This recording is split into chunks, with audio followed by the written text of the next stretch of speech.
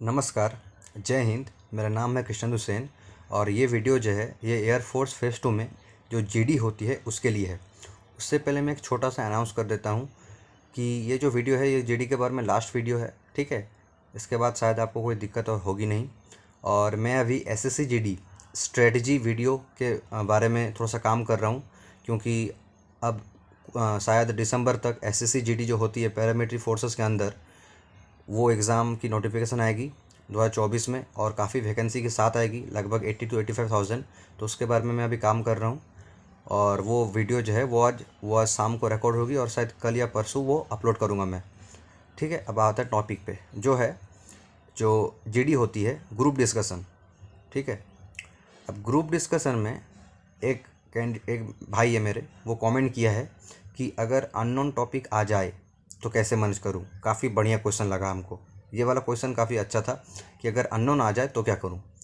तो भाई देखो, तुम कुछ तो पढ़े होगे ना, कुछ भी पढ़े होगे, या फिर अगर नहीं भी तुमने कुछ तैयारी किया हो जीडी को लेकर, तो तुम अगर एयरफोर्स का रिटन एग्ज़ाम क्वालिफाई की हो ना, तो खुद पे इतना भरोसा रखो कि वो भी हो जाएगा, ठीक है। अब बात करते हैं कि क्या करें अगर अननोन टॉपिक आ जाए। जैसे मेरे टाइम में मैं अगर अपनी एक्सपीरियंस बताऊं तो मैंने कुछ तैयारी नहीं किया था, ठीक है। सीधे सच कह रहा हूँ। अब लगेगा कि हाँ अभी निकल गया है ना फेज़ 2 इसलिए ऐसा बोल रहा है, नहीं बोल रहा हूँ सर, ठीक है। तो अब जो टॉपिक मुझे मिला वो था डिजिटल इकोनॉमी के बारे में। अब ये जो टर्म है ना, ये पहली बार सुना मैंने। अब बात क्या हुआ कि अब वो वहाँ पर टॉपिक पढ़ के सुनाए, वो वहाँ पर टॉपिक पढ़े, आपको वो ध्यान से सुनना है, वो काफ़ी धीरे धीरे पढ़ेंगे, आपको टॉपिक का नाम भी बोल दिया जाएगा, वो उसे एक बार पढ़ेंगे अच्छे से और उसके बाद आपको 10 मिनट लिखने का समय मिलता है, ठीक है।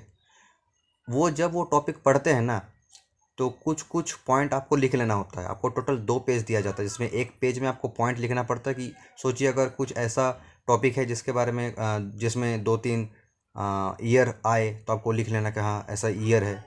जैसे आप सोचिए वुमेन एम्पावरमेंट आपको टॉपिक मिला, तो उसमें ये ज़रूर बोलेगा कि जो नेशनल कमीशन फॉर वुमेन है वो 1992 में इस्टेब्लिश्ड हुआ है। तो आप सोचिए आपको नहीं पता था, आप वो लिख लिए। अब आपको वुमेन एम्पावरमेंट दिया है, आप उसको तैयार नहीं करके गए हैं, लेकिन आपको तो पता है ना वुमेन एम्पावरमेंट मतलब होता क्या है। आप कुछ एग्जांपल खुद से दे सकते हैं, वहाँ पर कोशिश कीजिएगा कि खुद से जो आता है, जो भी इन्फॉर्मेशन आती है या फिर जो भी फैक्ट्स आती है वो आप वहाँ पर लिख दें, ठीक है। ऐसा हो ही नहीं सकता कि वो ऐसा टॉपिक बोल दे जिसके बारे में आप कभी भी जिसके बारे में आप एक लाइन भी ना लिख सको, ऐसा नहीं होगा, क्योंकि वो तो आपको टॉपिक पढ़ के सुनाएगा।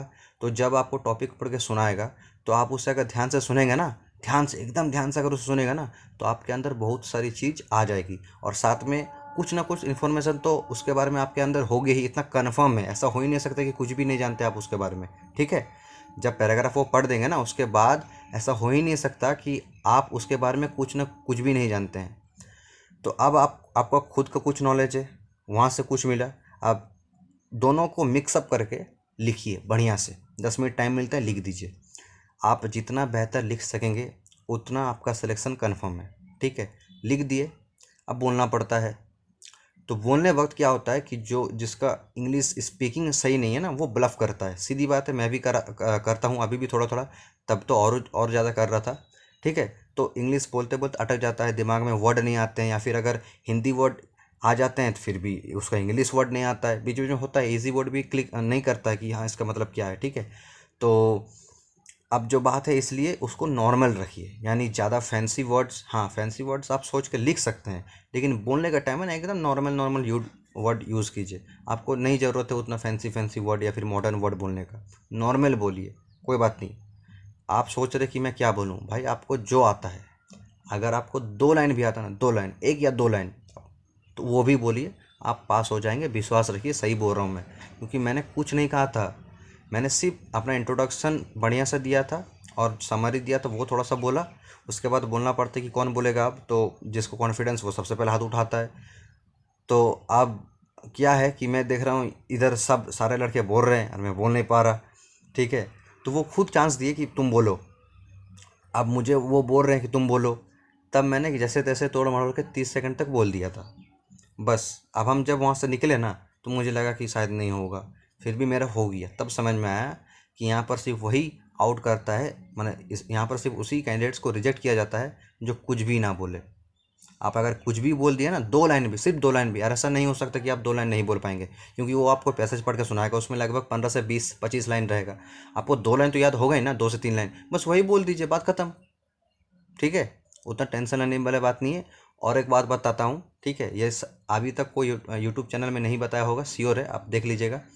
वहाँ पर क्या हुआ था मेरे टाइम में लास्ट वक्त, कि अब क्या हो रहा, अब सिर्फ ना 3 से 4 लड़के अच्छे से बोल पा रहे हैं, ठीक है, और बाकी अब नहीं हो रहा।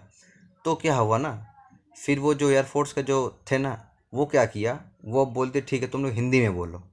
तो फिर जब हिंदी में बोल दिए, तो फिर और 5-6 लड़का बोला था, लेकिन मेरा इंग्लिश में निपट गया था, मुझे हिंदी बोलने की ज़रूरत नहीं पड़ा था। ठीक है, तो इसलिए टेंशन मत लो, कॉन्फिडेंस रहो। और कॉन्फिडेंस भाई सिर्फ जीडी में नहीं ज़रूरत, ज़िंदगी की हर राह पे ज़रूरत है कॉन्फिडेंस। कॉन्फिडेंस अगर नहीं रहेगा कुछ नहीं होगा, तुम जितने ही पढ़ लो। ठीक है, खुद का अंदर विश्वास होना चाहिए कि हाँ I am capable of this. ठीक है, बस और कोई नहीं, बिंदास जाओ, रनिंग करो। और एसआरटी शायद है इस बार या फिर नहीं है, नहीं पता हमको एग्जैक्ट। ठीक है, रनिंग दो, एसआरटी भी होगा तो निकाल लोगे, और जीडी दो के निकलो आराम से। अब उसके बाद मेडिकल के बारे में सोचना, ज़्यादा टेंशन मत लो, ना मेडिकल ना जीडी, निकल जाएगा। अगर खुद पे भरोसा रखोगे तो यहीं पर आधा गेम हो जाता है, इसलिए बी कॉन्फिडेंट भाई।